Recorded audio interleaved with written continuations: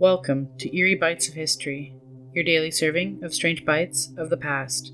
Today, we have a cure that changed the world, a short reign, and the fall of a Roman giant, all of which happened on September 28th.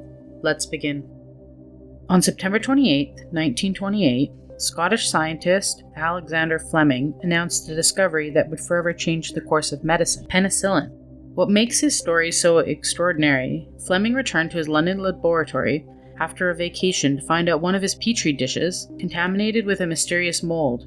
Instead of ruining the experiment, the mold had done something remarkable. It killed the dangerous bacteria growing around it. Fleming was fascinated. Why had this one mold behaved in such an unusual way? He identified it as penicillin. Soon he realized that he had stumbled onto a substance that was capable of fighting the bacterial infections that had plagued humanity for centuries. Even Fleming himself admitted the discovery felt almost supernatural, as though chance or fate had guided his hand.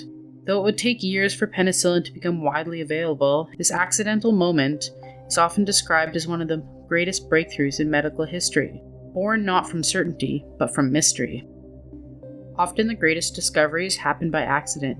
His chance finding has saved millions of lives and was a giant leap forward for medicine of the time. On September 28, 1590, Pope Urban VII passed away after serving just 13 days as head of the Catholic Church, the shortest papacy in history. His sudden death stunned Rome. Urban had just been elected and had not even been formally crowned. He officially died of malaria, but whispers quickly spread through the internal city. Some believed he had been poisoned, struck down before he could enact reforms that threatened the powerful interests within the church. Urban had already made bold declarations in his brief time as pope. He issued what often is considered the world's first ban on smoking, threatening to excommunicate anyone from using tobacco in or near a church.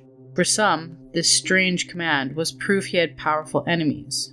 For others, it only deepened the mystery of his untimely death. Whether it by illness or intrigue, Pope Urban VII's papacy ended before it even truly began, leaving behind one of history's most curious footnotes, remembered not for what he did in life, but for the brief and mystery around his reign.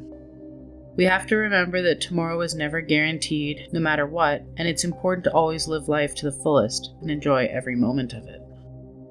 On September 28, in the year 48 BC, one of Rome's greatest generals, Pompey the Great, met with a tragic end. After his crushing defeat against his former ally turned rival, Julius Caesar, Pompey fled to Egypt seeking refuge. He believed they would offer him safety and perhaps an army to rebuild his power. Instead, the young pharaoh, fearing Caesar's wrath, chose betrayal.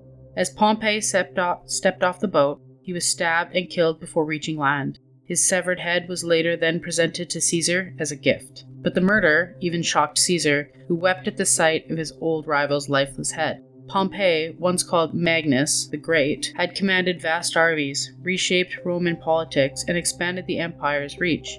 Yet he died, abandoned and a fugitive on foreign shores. Legends say that his restless spirit haunted Caesar's later campaigns as a reminder of how quickly power can dissolve to dust.